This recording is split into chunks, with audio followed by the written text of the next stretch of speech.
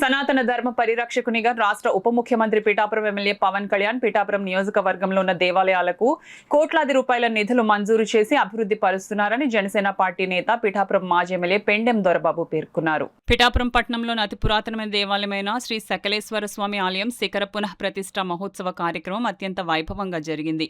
వాగ్దేవి పీఠాధిపతి ఇంద్రగంటి గోపాలకృష్ణ శర్మ ఆధ్వర్యంలో జరిగిన ఈ కార్యక్రమంలో ప్రత్యేక పూజలు, హోమాలు తదితర కార్యక్రమాలు నిర్వహించారు. జనసేన పార్టీ నేత మాజీ ఎమ్మెల్యే పెండెం దొరబాబు ఈ కార్యక్రమంలో పాల్గొన్నారు. ముందుగా స్వామివారిని దర్శించుకున్నారు. అనంతరం హోమం మరియు పూజ కార్యక్రమాల్లో పాల్గొన్నారు. ఈ సందర్భంగా మాజీ ఎమ్మెల్యే దొరబాబు, ఇంద్రగంటి గోపాలకృష్ణ శర్మ, దుళ్ళ అయ్యన్న మీడియాతో మాట్లాడారు. ఈ కార్యక్రమంలో డాక్టర్ చిక్కాల వరలక్ష్మి, వేములూరి రాజ్ కుమార్, రెడ్డెం జనార్దన్, బాలిపల్లి రాంబాబు, తుమ్మల బాబు, మొగిలి బాబ్జీ, బొజ్జ దొరబాబు, దంగేటి ఆదినారాయణ, నడిగట్ల చింతలరావు, గోపు చంటిబాబు, కొట్టేటి రాజేష్, మొగిలి ఫణికుమార్, పాలిక ప్రవీణ్, కోల సాయి, వనం వీరబాబు, మేడిశెట్టి బుజ్జి తదితరులు పాల్గొన్నారు. మూలంలో 4 పలకలుగా, మధ్యలో 8 పలకలుగా, పైన గుండ్రంగా. దీన్ని వరాహమినుడు బృహజ్జాతకం అనే అధ్యాయంలో, అలాగే జ్యోతిష్ శాస్త్రంలో సంహితాధ్యాయాల్లో చెప్పుడు ఇలా ఉండాలి శివలింగం అని. అక్కడ శివలింగం ఎలా ఉండాలి అని చెప్పబడిందో అదే విధంగా ఇక్కడ మన శివలింగం ఉంది. అలాంటి బ్రహ్మసూత్రం కలిగిన శివలింగాన్ని ప్రతిష్ఠ చేయడం చాలా గొప్ప విశేషం. దీని పునఃప్రతిష్ఠా కార్యక్రమం వైభవంగా 5 రోజుల పాటు గ్రామస్తుల, భక్తుల సహాయ సహకారాలతో, ప్రభుత్వ సహాయ సహకారాలతో వైభవంగా జరుగుతూ ఉంది. వేదోక్తంగా ఆగమ శాస్త్రం ప్రకారం ఎటువంటి లోపములు లేకుండా వైభవంగా భక్తి శ్రద్ధలతో ఈ కార్యక్రమాన్ని గత 5 రోజులుగా నిర్వర్తించుకుని ఉన్నాం. ఇవాళ ఇప్పుడే ప్రతిష్టా ముహూర్తం పూర్తయింది. అలాగే శిఖర ప్రతిష్ట ఇవన్నీ కూడా పూర్తి చేసుకుని మహాపూర్ణాహుతి చేస్తూ ఉన్నాం. పూర్ణాహుతి పూర్తయిన తర్వాత ఇక్కడ స్వామివారికి శాంతి కళ్యాణ మహోత్సవం ఉంటుంది. విశేషంగా అన్నదానంతో ఈ పాంచాంగిక దీక్ష 5 రోజుల క్రతువు పూర్తవుతుంది.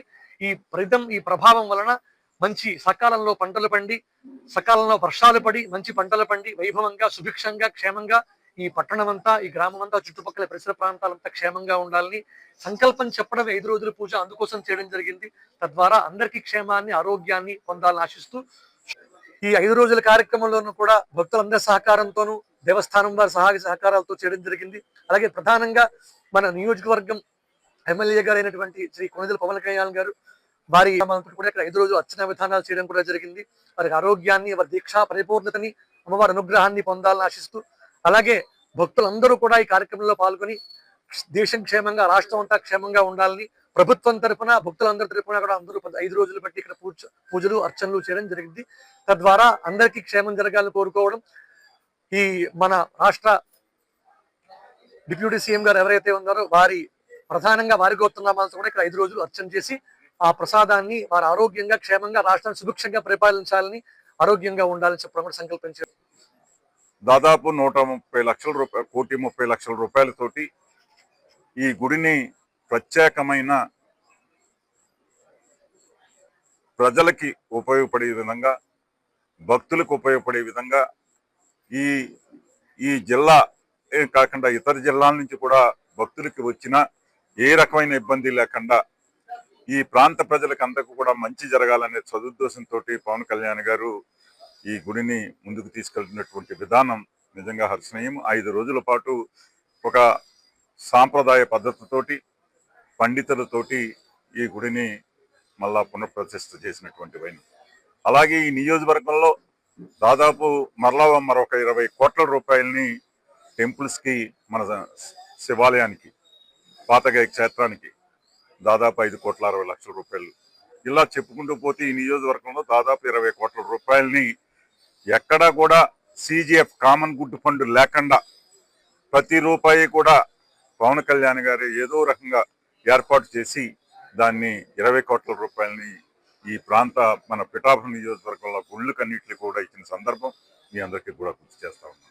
ఆ దిశగా ఈ నియోజకవర్గ అభివృద్ధే కాకుండా ఈ పుణ్యక్షేత్రంగా పిఠాపురంలో ఇతర రాష్ట్రాల నుంచి వచ్చే ప్రజలకందరికీ కూడా అందుబాటులో ఉండే విధంగా ఈ టెంపుల్స్ అన్నింటినీ కూడా ప్రత్యేక శ్రద్ధ పెట్టి ఆయన చేస్తున్నటువంటి విధానానికి పిఠాపురం ప్రజలు అందరూ కూడా రుణపడి ఉండే దిశగా, పిఠాపురం ప్రజలు అందరూ కూడా ఆజన్మాంతం ఆయన గుర్తించుకునే విధంగా ఆయన ఆయురారోగ్యాలు ఈ దేవుని ఆశీస్సులతోటి ఆయన చల్లగా ఉండాలని, ఆయన 10 కాలాల పాటు ఈ ప్రాంతాన్ని పాలించి ఈ నియోజకవర్గంలో శాశ్వత శాసనసభ్యుడిగా ఉండి, ఇక్కడ ఈ నియోజకవర్గ ప్రజలకి